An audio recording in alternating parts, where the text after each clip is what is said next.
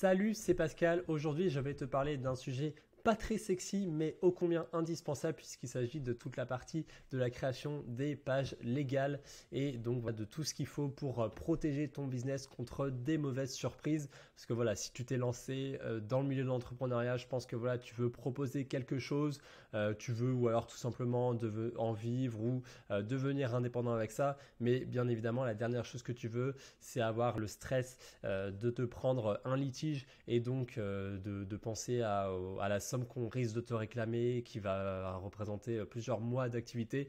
Donc du coup voilà, par rapport à ça, je te demande vraiment de te blinder pour vraiment pas courir de mauvaises surprises. Prends déjà des assurances professionnelles, renseigne-toi par rapport à ça, à combien de sommes ça peut couvrir et à quel point ça peut te protéger. Mais aujourd'hui en tout cas, je vais te parler donc des mentions légales. Donc les mentions légales, moi d'habitude je les intègre un peu là, de plus en plus je le fais dans le menu. Donc on parle des mentions légales, des conditions générales de vente, ainsi que de la déclaration de confidentialité qui est de plus en plus important avec la RGPD en Europe.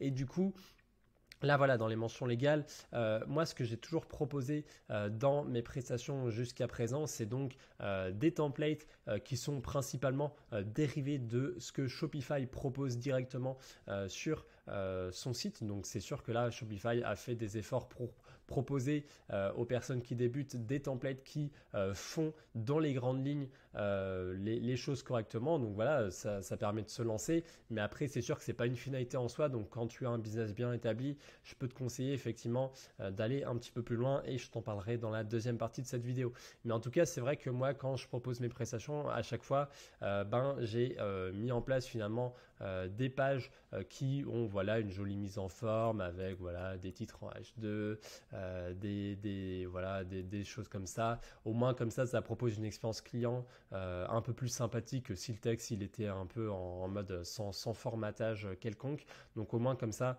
c'est plutôt agréable au niveau du rendu. Après, certes, de toute façon, ces pages sont pas spécialement intéressantes d'un point de vue SEO, hein, puisque souvent on les met en plus en point nofollow. Donc de toute façon, voilà, c'est pas pour le SEO que je fais ça, c'est vraiment pour l'expérience client et pour pas avoir l'impression d'arriver sur un site qui a été monté à l'arrache. Mais en tout cas, maintenant, de plus en plus, ce que je propose, c'est du coup une partie qui est obligatoire en e-commerce et qui s'appelle le formulaire de rétractation. Et du coup, voici le paragraphe que désormais, à partir voilà, de octobre 2020, j'ajoute sur toutes mes prochaines prestations. C'est ce nouveau paragraphe qui du coup, qui du coup précise que voilà, n'importe client peut émettre son droit de rétractation sur un produit reçu en e-commerce et du coup, il peut du coup émettre sa demande via un formulaire type que je t'ai d'ailleurs préconçu, qui est donc celui-ci. Donc là, voilà, ton client à toi, il devra remplir ces éléments-là et du coup, avec la copie de la facture, je pense bien à faire des factures aussi, c'est super important. Mais donc, en plus de la facture qu'il aura reçue, il t'enverra ça, il complète un petit peu la date, le montant. Et du coup, lorsque tu reçois ça par courrier, toi, tu es donc dans l'obligation légale de le rembourser. Donc, bien évidemment, tu es obligé d'écrire ça, hein, même si forcément, c'est pas forcément quelque chose qui peut t'arranger puisque tu t'exposes à des remboursements. Ça force quelque part à faire les choses bien. De toute façon, ça force. De toute façon, les clients auront de plus en plus l'habitude de regarder tes mentions légales et s'ils ne voient pas cette mention, ça les mettra pas en confiance. Tu es dans l'obligation de proposer un formulaire et de toute façon, je crois que même si tu proposes ce formulaire, de toute façon, si le client il fait une simple formulation par mail, en tout cas, ça reste valable. En tout cas, voilà, la loi dit que normalement, il doit faire une demande écrite et qu'il doit te l'envoyer par courrier recommandé. Bref, en tout cas, sinon, sache que voilà, les choses en tout cas sont censées être faites comme ça et toi, tu dois vraiment lui proposer un template tout prêt à l'emploi pour qu'il n'ait plus que quelques petites choses à pré-remplir.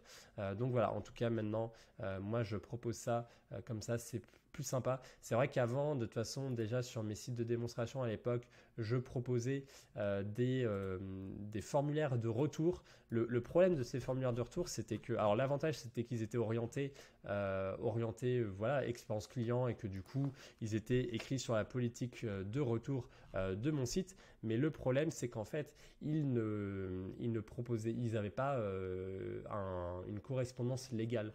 Donc du coup, c'était ça qui qui embêtait un peu. Donc moi, ce que je peux te conseiller, c'est toujours, de toute façon, sur la politique de retour, tu peux toujours avoir ton formulaire de retour qui est juste ici et qui se présente sous cette forme.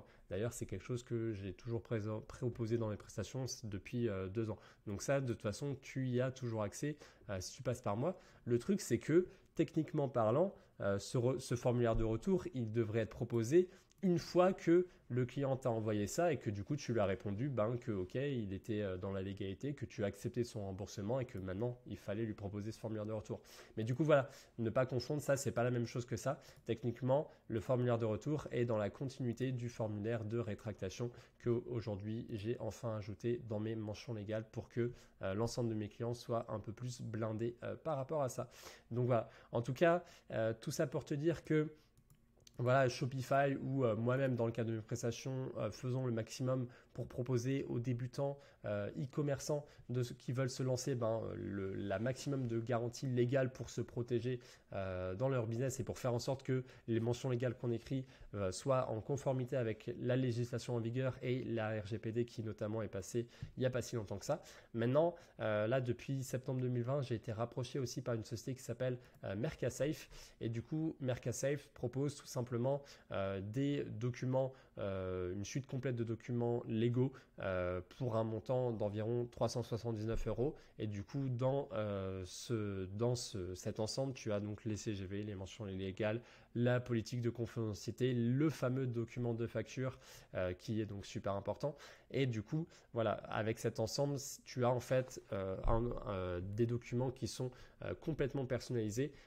Il y aura donc un identifiant qui sera attaché à ces ensembles de documents. Ça veut dire qu'ensuite, si tu le montres, je sais pas moi, au tribunal, etc., là, ça montre que vraiment t'es blindé et que du coup, c'est pas juste des templates qui n'ont aucune valeur juridique, mais c'est vraiment quelque chose qui ont été certifiés. Et donc là, tu es sûr d'être blindé par rapport à ça.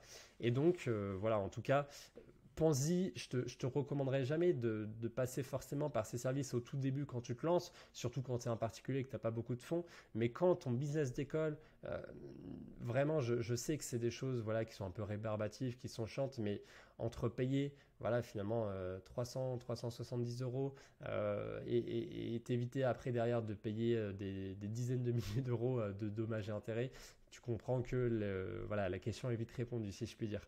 Donc en tout cas, moi, Mercasafe, ce qu'ils m'ont dit, c'est souvent les clients qu'ils accompagnaient, c'était des personnes qui avaient eu des fois des problèmes avec des grosses campagnes influenceurs de l'ordre de 50 000 €, 100 000 €. Et du coup, quand il y a beaucoup de clients, forcément, le risque, tu peux le retrouver dans ce grand nombre. C'est la loi des grands nombres, malheureusement. La loi de Murphy, tout ce qui peut mal arriver finit par mal arriver. Avec la loi des grands nombres, ça marche toujours. Et du coup, surtout, il précisait que si tu vends notamment des produits qui sont dans l'électronique, il peut y avoir des risques avec ça. Donc voilà, si tu vends par exemple des vêtements, le risque est un petit peu moins important. Tu vas avoir peut-être des demandes de retour liées aux tailles, mais là on veut surtout se protéger de risques. Et du coup dans les produits un peu avec l'électronique, ça peut arriver. Du coup il y a des choses par rapport à ça qui sont importantes. Et du coup la facture aussi, le document de facture, pense-y bien. C'est vrai que c'est quelque chose que je mets pas en place actuellement dans mes prestations. Je l'ai montré avec Order Printer, mais vraiment envoie tes factures à chaque fois. Si tu peux l'automatiser, c'est parfait.